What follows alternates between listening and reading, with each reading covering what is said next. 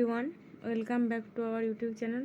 আজ আমরা দশম শ্রেণীর ভূগোল পাঠ্য বইয়ের অন্তর্গত প্রথম অধ্যায়, যে অধ্যায়টির নাম রয়েছে বহির্জাত প্রক্রিয়া ও তাদের দ্বারা সৃষ্ট ভূমিরূপ, এই অধ্যায়ের আজকে আমরা 3 নম্বর পৃষ্ঠা থেকে পড়ব। এর আগের পৃষ্ঠাগুলিতে আমরা কি পড়েছিলাম? নদী কাকে বলে, ধারণাবাহিকা কী, জলবিভাজিকা কী, আদর্শ নদী কী, আমরা এগুলো আগেই পড়েছি।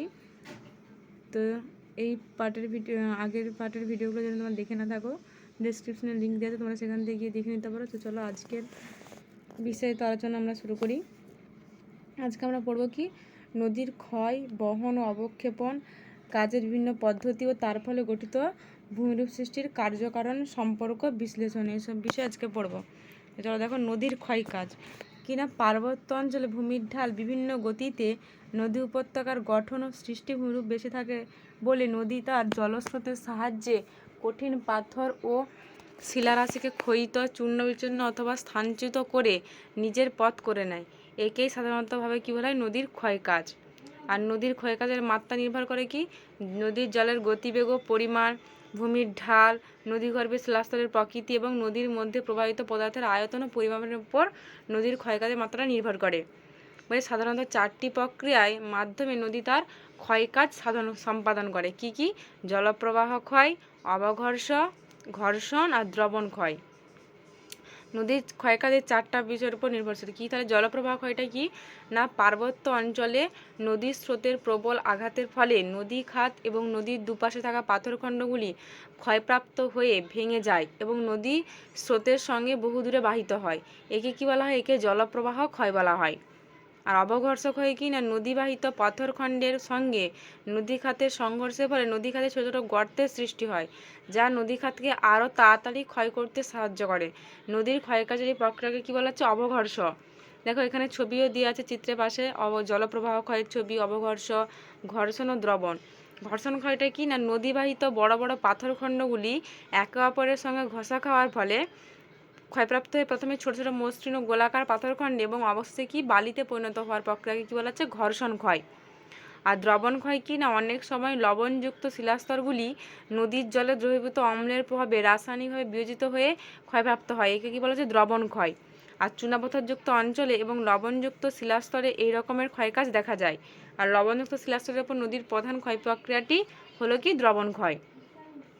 এগুলো হচ্ছে নদী এইভাবে এই 4টা প্রক্রিয়ায় ক্ষয় করে। তারপরে সে কি নদীর বহন কাজ না, নদী বিভিন্ন প্রক্রিয়ায় ক্ষয়প্রাপ্ত শিলাখণ্ড, বালি, কাদা প্রভৃতি বহন করে থাকে। আর নদীর বহন ক্ষমতা তার জলের পরিমাণ ও তার গতিবেগের ওপর নির্ভর করে। কী কী হচ্ছে প্রক্রিয়া না, নিম্নলিখিত 4টি প্রক্রিয়ায় নদী তার বহন কাজ সম্পাদন করে। কি কি? দ্রবণ প্রক্রিয়া, ভাসমান প্রক্রিয়া, আকর্ষণ প্রক্রিয়া, লম্ফদান প্রক্রিয়া। দ্রবণ প্রক্রিয়াটা কি না, নদী তার গতিপথে অনেক সময় কোনো কোনো কোমল পাথরখণ্ডকে দ্রবীভূত করে নদীর স্রোতের সঙ্গে বহন করে থাকে। লবণ, জিপসাম, চুনাপাথর প্রভৃতি নদীর জলে দ্রবীভূত হয়ে বাহিত হয়, এটা হচ্ছে দ্রবণ প্রক্রিয়া। আর ভাসমান প্রক্রিয়া কি, অনেক সময় ছোট ছোট আকারের ও কম ওজনের পাথর, বালি বা কাদার কণা যা দ্রবীভূত হয় না, নদীর স্রোতে বাহিত হয়ে এক স্থান থেকে অন্যত্র ভেসে চলে এবং নদী এগুলিকে ভাসমান অবস্থায় বহন করে থাকে। এটা হচ্ছে ভাসমান। এখানে পাশে চিত্র দিয়ে যাচ্ছে, দেখো ভাসমান প্রক্রিয়া, আকর্ষণ প্রক্রিয়া, লম্ফদান প্রক্রিয়া, দ্রবণ প্রক্রিয়া। তারপরে আসছে কি লম্ফদান প্রক্রিয়া না, নদীর স্রোতের টানে কিছু কিছু শিলাখণ্ড নদী খাতে বারবার ধাক্কা খেয়ে লাফিয়ে লাফিয়ে এগিয়ে চলে এবং কালক্রমে নদীপথে বাহিত হয়, এটা হচ্ছে লম্ফদান, মানে লাফিয়ে লাফিয়ে। আর আকর্ষণ প্রক্রিয়ায় টানের মাধ্যমে বহন কি না, নদীগর্ভে পতিত নানান আকারের ভারী পাথরখণ্ড স্রোতের টানে নদীর তলদেশ দিয়ে বোঝা হিসেবে গড়িয়ে গড়িয়ে অন্যত্র বাহিত হয়। নদীবাহিত বিভিন্ন বস্তুর মধ্যে আকর্ষণ প্রক্রিয়ার সাহায্যে পরিবাহিত বস্তুর পরিমাণ সর্বাধিক, আর নদীর বহন কাজের দ্বারা কোনো ভূমিরূপ গঠিত হয় না। তারপর আসছে কি নদীর সঞ্চয় ও অবক্ষেপণ কাজ না, নদীর ঊর্ধ্ব গতিতে গতিপথের ঢাল ও স্রোতের বেগ বেশি হয় নদী অত্যাধিক পরিমাণে কি ক্ষয় ও বহনের কাজ করে থাকে, কিন্তু মধ্য ও নিম্ন গতিতে ভূমির ঢাল ও স্রোতের বেগ হঠাৎ কমে গেলে নদী অবক্ষেপণের কাজই বেশি করে থাকে। তাহলে এখান থেকে কী আসতে পারে? নদীর ক্ষয়কাজ সম্বন্ধে আলোচনা করতে বলতে পারে, বা নদী কী কী প্রক্রিয়ায় ক্ষয়কাজ করতে পারে, এই প্রশ্নটাও আসতে পারে। নদীর বহন কাজ, কী কী প্রক্রিয়ায় নদী বহন করে থাকে, এই প্রশ্নগুলো আসতে পারে। তারপরে আসছে কি, দেখো নদীর ক্ষয়কাজের ফলে সৃষ্টি হওয়া বিভিন্ন ভূমিরূপ, মানে নদীর ক্ষয়ের ফলে কী কী ভূমিরূপ সৃষ্টি হচ্ছে। দেখো প্রথমেই কি আছে? ভি আকৃতির নদী উপত্যকা। না নদীর পার্বত্য প্রবাহের প্রথম অবস্থায় নদী প্রধানত নিম্নক্ষয় করে বলে নদী খাত প্রথমে কি আয়াকৃতির এবং পরে আবহবিকার ও জলপ্রবাহের দ্বারা পার্শ্বক্ষয়ের ফলে কি ক্রমশ ভি অক্ষরের মতো আকার ধারণ করে, একেই বলা হচ্ছে কি ভি আকৃতির নদী উপত্যকা। তারপর আছে কি শৃঙ্খলিত শৈলশিরা। না পার্বত্য অঞ্চলে নদীর গতিপথের বাধা স্বরূপ পাহাড় বা শৈলশিরা থাকলে সেগুলিকে এগিয়ে যাওয়ার জন্য নদী কি এঁকে বেঁকে প্রবাহিত হতে বাধ্য হয়। এই অবস্থায় দূর থেকে দেখলে মনে হয় শৈলশিরাগুলি যেন শৃঙ্খলিত অবস্থায় আছে, একে বা আবদ্ধ বা শৃঙ্খলিত শৈলশিরা বলা হয়। পাশে দেখো চিত্র দেওয়া রয়েছে। তারপরে কি সৃষ্টি হচ্ছে গিরিখাত। না বৃষ্টিবহুল অতি উচ্চ পার্বত্য অঞ্চলে নদীর নিম্নক্ষয়ের মাত্রা অত্যন্ত বেশি হয় নদী উপত্যকা কি সংকীর্ণ ও অতি গভীর হয়। এই ধরনের অতি গভীর ও সংকীর্ণ নদী উপত্যকাকেই কী বলা হচ্ছে গিরিখাত বলে। বলছে কোনো কোনো গিরিখাতের তলদেশের সঙ্গে পার্শ্ববর্তী পর্বতের চূড়ার উচ্চতার পার্থক্য প্রায় কয়েক হাজার মিটার হয়। উদাহরণ হিসেবে কী বলেছে দেখো, না সাধারণত হিমালয় প্রভৃতি নবীনভঙ্গিল পার্বত্য অঞ্চলে গিরিখাত দেখতে পাওয়া যায়। আর হিমালয় পর্বতে অবস্থিত নেপালের কালীগণ্ডক নদীর কালীগণ্ডকী গিরিখাতটি হলো বিশ্বের গভীরতম গিরিখাত। প্রশ্ন আসতে পারে যে বিশ্বের গভীরতম গিরিখাত কি, না কালীগণ্ডক নদীর কালীগণ্ডকী। এর সর্বাধিক গভীরতা কত, 5480 মিটার।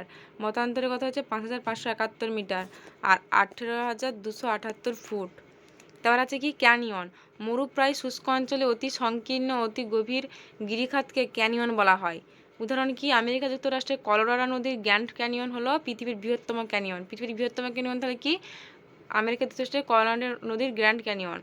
এর দৈর্ঘ্য হলো কত, 483 কিমি আর প্রস্থ 12 কিমি এবং সর্বাধিক গভীরতা হচ্ছে 1.9 কিমি। তিব্বতের চীন ইয়ারলুং জানবো হলো পৃথিবীর গভীরতম ক্যানিয়ন। তাহলে পৃথিবীর গভীরতম ক্যানিয়ন কোনটি, তিব্বতের ইয়ারলুং জানবো। এখানে আবার দেখো পার্থক্য দিয়েছে গিরিখাত ও ক্যানিয়নের।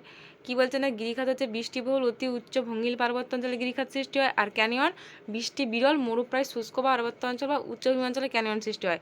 আর গিরিখাত অত্যন্ত গভীর ও সংকীর্ণ, এর আকৃতি হয় ইংরেজি ভি অক্ষরের মতো গিরিখাতের আকৃতি। আর ক্যানিয়নের আকৃতি কেমন হয়, হচ্ছে গভীর অতি সংকীর্ণ হয়, এর আকৃতি হয় ইংরেজি আয় অক্ষরের মতো।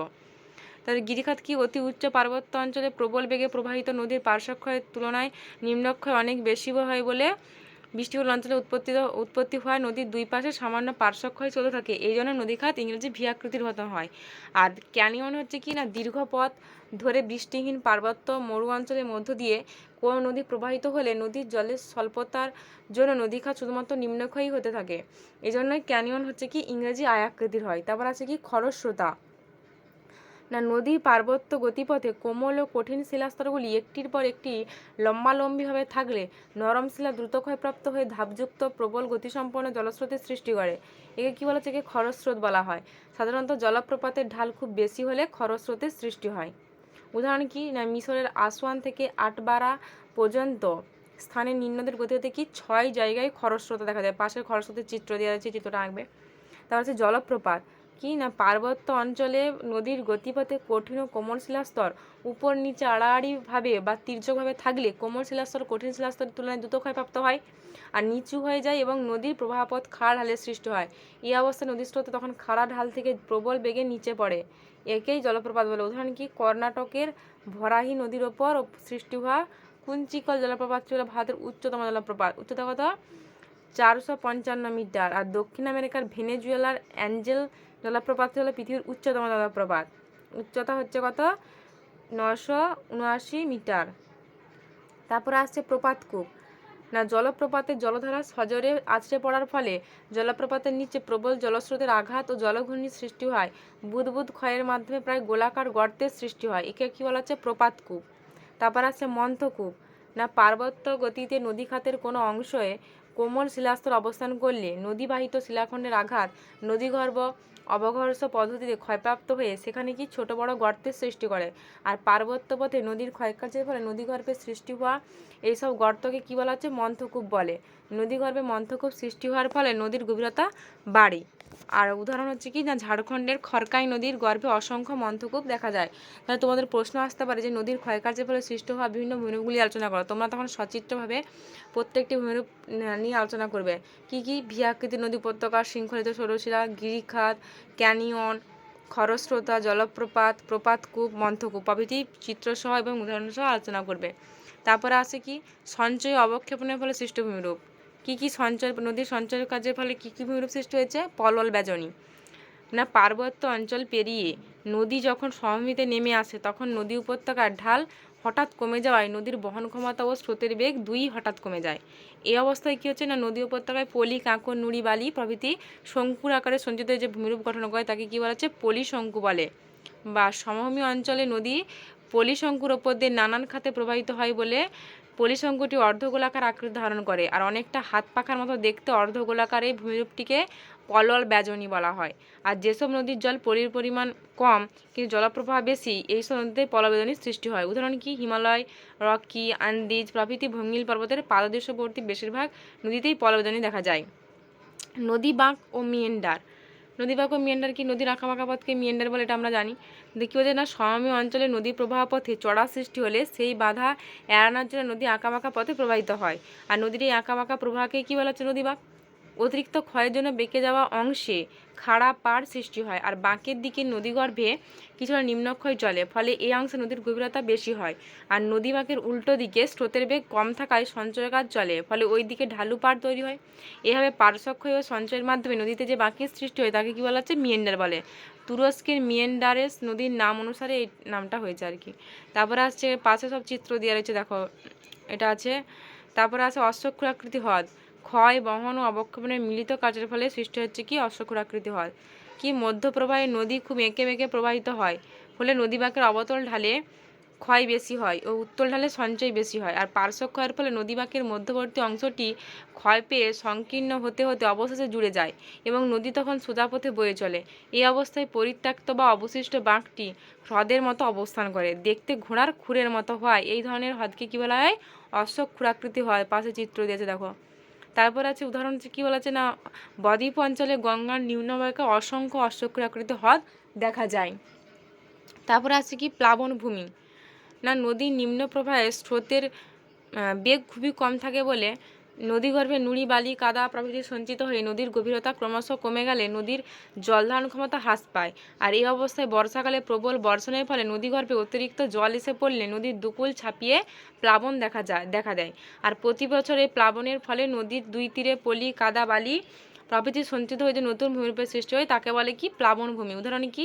না সিন্ধু, গঙ্গা প্রভৃতি নদীর নিম্ন অববাহিকায় ও মিশরের নীলনদের গতিপথে স্বাভাবিক বাঁধ ও বিস্তৃত প্লাবনভূমি দেখা যায়। তারপরে আসছে কি? দেখো স্বাভাবিক বাঁধ আছে। তারপরে স্বাভাবিক বাঁধ কি? না নদীতে, দেখো স্বাভাবিক বাঁধটা কোথায় গেলে, এই যে নদীতে বন্যার ফলে নদীর জলের সঙ্গে বহন করা পলি, বালি, কাদা প্রভৃতি পদার্থ নদীর দুপার বরাবর সঞ্চিত হয়ে প্রাকৃতিকভাবে যে উঁচু বাঁধের সৃষ্টি হয় তাকে বলা হচ্ছে কি? স্বাভাবিক বাঁধ। স্বাভাবিক বাঁধের বৈশিষ্ট্য কি? না স্বাভাবিক বাঁধ প্লাবনভূমির তুলনায় প্রায় 2 থেকে 3 মিটার বেশি উঁচু হয়। বড় বড় নদীর স্বাভাবিক বাঁধ প্রায় 2 কিমি চওড়া হয়। পাশে দেখো স্বাভাবিক বাঁধের ছবি দেওয়া রয়েছে। আর উদাহরণ কি স্বাভাবিক বাঁধের? না কলকাতা শহর গঙ্গার স্বাভাবিক বাঁধের ওপর অবস্থিত কলকাতা শহরটি। তারপর আছে কি? খাঁড়ি। মোহনার কাছে নদীতে জলস্রোত খুব বেশি থাকলে অথবা সমুদ্র বেশি গভীর হলে কিংবা সমুদ্র স্রোতের অপসারণ ক্ষমতা খুব বেশি হলে, মোহনার কাছে পলি সঞ্চিত না হয়, কোনো বদ্বীপ গঠিত না হলে এবং নদীর মোহনাটি যথেষ্ট খোলা ও প্রশস্ত হলে সে ধরনের খোলা ও প্রশস্ত নদী মোহনাকে কী বলা হচ্ছে? খাঁড়ি। উদাহরণ কি? আমাজন, কঙ্গো, টেমস, ক্লাইড প্রভৃতি নদীতে এরকম খাঁড়ির সৃষ্টি হয়েছে। তারপর আছে কি? বদ্বীপ। নদীর নিম্নগতিতে মোহনার কাছে নদীখাত খুব চওড়া ও অগভীর, পার্শ্বক্ষয় বেশি হওয়ায় নদীর স্রোতের বেগ কমে যাওয়ায় নদী অবক্ষেপণের কাজই বেশি করে থাকে এবং এই অবস্থায় নদী তার বহন করা পলি, বালি, কাদা, নুড়ি এই অংশে সঞ্চয় করার ফলে মোহনার কাছে গ্রিক অক্ষর ডেল্টা বা বাংলা মাত্রাহীন বয়ের মতো আকৃতির যে ভূমিরূপের সৃষ্টি হয় তাকে কী বলা হচ্ছে? বদ্বীপ। উদাহরণ কি? সিন্ধু, গঙ্গা, ব্রহ্মপুত্রের বদ্বীপ হলো পৃথিবীর বৃহত্তম বদ্বীপ। তাহলে তোমাদের যদি প্রশ্ন আসে নদীর সঞ্চয় কার্যের ফলে গঠিত হচ্ছে ভূমিরূপগুলি কী কী? পলল বেজনী, তারপর নদী বাঁক বা হচ্ছে মিয়েন্ডার, অশ্বক্ষুরাকৃতি হ্রদ, তারপর হচ্ছে প্লাবনভূমি, স্বাভাবিক বাঁধ, খাঁড়ি, বদ্বীপ, এগুলো সৃষ্টি এবং এর সচিত্র ছবি দিয়ে বর্ণনা করবে। তারপরে আসছে কি? বদ্বীপের আকৃতি। না বেশিরভাগ বদ্বীপই ত্রিকোণাকৃতির, তবে আকৃতির বৈশিষ্ট্য অনুযায়ী কী হচ্ছে? বদ্বীপকে 3 ভাগে ভাগ করা যায়। প্রশ্ন আসতে পারে যে আকৃতি এর ওপর নির্ভর বৈশিষ্ট্য অনুযায়ী বদ্বীপকে কয় ভাগে ভাগ করা যায় ও কী কী আলোচনা সচিত্র আলোচনা করে, তখন লিখবে। যে ধনুকাকৃতি বদ্বীপ আর কি তীক্ষ্ণাগ্র বদ্বীপ আর পাখির পায়ের মতো বদ্বীপ। তাহলে ধনুকাকৃতি বদ্বীপ কাকে বলে? না মোহনার কাছে নদীবক্ষ ভরাট থাকার জন্য নদী বরাবর বিভিন্ন শাখায় বিভক্ত হয়ে পাশ কাটিয়ে মোহনার দিকে প্রবাহিত হয়। ফলে নদী যতই মোহনার দিকে যায় ততই প্রবাহহীন নদীর সংখ্যা বাড়তে থাকে। এভাবে সৃষ্ট বদ্বীপ একটি বড় ত্রিভুজের আকার ধারণ করে। একে কী বলা হচ্ছে? ত্রিভুজাকৃতি বদ্বীপ বলা হয়। মোহনার দিকে অধিকাংশ ক্ষেত্রে শাখা প্রশাখাযুক্ত নদীগুলির মধ্যে মূল অনুগামী নদীটি বেশি শক্তিশালী হয়, ফলে নদীটির সঞ্চয় সমুদ্রের পক্ষে কিছুটা এগিয়ে যায়। আর তুলনামূলকভাবে শাখা নদীগুলি অবক্ষেপ সমুদ্রে বেশি দূর বিস্তৃত হতে পারে না। ফলে কী হচ্ছে? বদ্বীপটি ধনুকের মতো বাঁকা বা অর্ধবৃত্তাকারে বিস্তৃত হয়। একে তাই ধনুকাকৃতি বদ্বীপ বলে। এই সমস্ত বদ্বীপের সমুদ্রমুখী বহিরেখা ধনুকের মতো বেঁকে থাকে। যেমন নীল নদ, গঙ্গা, ব্রহ্মপুত্র, পো ও হুয়াংহো নদীর বদ্বীপ এই ধনুকাকৃতি বদ্বীপের উদাহরণ। তারপর আসছে ধনুকাকৃতি বদ্বীপের চিত্রটা দেখে নেবে, নিচে দেওয়া রয়েছে। তারপর দেখো তীক্ষ্ণাগ্র বদ্বীপ। সমুদ্র তরঙ্গ প্রবল হলে নদীবাহিত পলি মোহনার উভয় দিকে উপকূল বরাবর ছড়িয়ে পড়ে এবং মূল নদীর মোহনাটি করাতের দাঁতের তীক্ষ্ণ অগ্রভাগের মতো, এই তো মানে করাত, দেখো করাতের যে দাঁতগুলো করা থাকে তীক্ষ্ণ, সেরকমের মতো সমুদ্রের দিকে এগিয়ে থাকে। আবার নদী মোহনায় সঞ্চিত পলি, বালি প্রভৃতি পদার্থগুলি দুদিকে বিস্তৃত হলে বদ্বীপের সম্মুখভাগ তীক্ষ্ণ আকৃতি ধারণ করে। এদের কি বলা আছে? তীক্ষ্ণাগ্র বদ্বীপ। যেমন কি স্পেনের এব্রো নদীর বদ্বীপ হচ্ছে এই তীক্ষ্ণাগ্র বদ্বীপের উদাহরণ। তারপর আছে দেখো পাখির পায়ের মতো বদ্বীপ। কি না মোহনার কাছে নদীর জলের ঘনত্ব সমুদ্র জলের তুলনায় কম হলে এবং বদ্বীপ অঞ্চলে নদীর গতিবেগ বেশি থাকলে দ্রবীভূত পদার্থগুলি সমুদ্রে অনেক দূরে পৌঁছে থিতিয়ে পড়ে। আর নদীর সূক্ষ্ম পলি সমুদ্রের বেশি লবণাক্ত জলে আসা মাত্রই নদীর দুপাশে থিতিয়ে পড়ে, সঞ্চিত হয়। আর শাখা নদীর ক্ষেত্রেও একই ধরনের পলি সঞ্চয় হলে সমগ্র বদ্বীপটিকে পাখির পায়ের মতো দেখায়। একে কী বলা হয়? পাখির পায়ের মতো বদ্বীপ বলে। উদাহরণ কি? ভারতের কৃষ্ণা নদীর বদ্বীপ আর মার্কিন যুক্তরাষ্ট্রের মিসৌরি, মিসিসিপি নদীর বদ্বীপ প্রভৃতি। নদীর মোহনায় বদ্বীপ সৃষ্টির অনুকূল ভৌগোলিক অবস্থা। প্রশ্নাস্ত্র যে বদ্বীপ সৃষ্টির অনুকূল অবস্থাগুলি কী কী? না মোহনার কাছে নদী বা সমুদ্র স্রোতের বেগ কম হতে হয়। নদী তার মোহনার যে অংশে সাগর, উপসাগর, হ্রদ পড়বে সেখানকার গভীরতা কম হওয়া প্রয়োজন।